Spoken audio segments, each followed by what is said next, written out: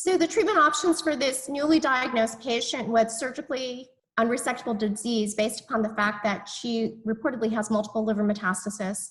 And if her performance status is quite good, which it appears to be with an ECOG performance status of 1, obviously your treatment options may be to consider chemotherapy, standard chemotherapy up front.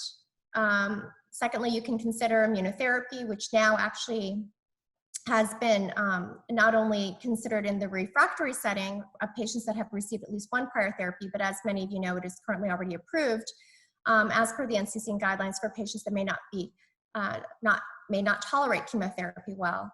And so there's a lot of data not only looking at single agent, but well as doublet therapy with nivolumab and ipilimumab. And then obviously the third option in this setting, which would be important if she tests positive for the NTRK fusion, is to consider the role of one of the NTRK inhibitors.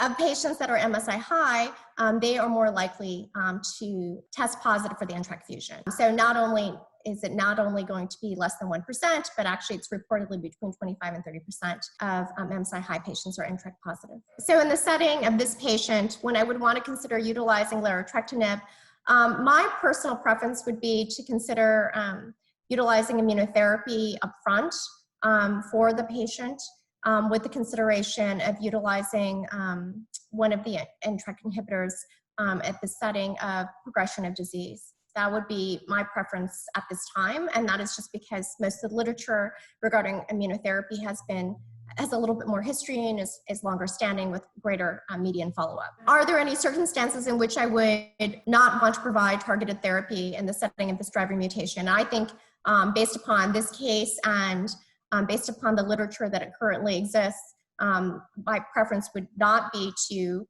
not pursue targeted therapy in this setting. I think this is the most appropriate setting in this patient that has an MSI high tumor as well as NTRK positive fusion.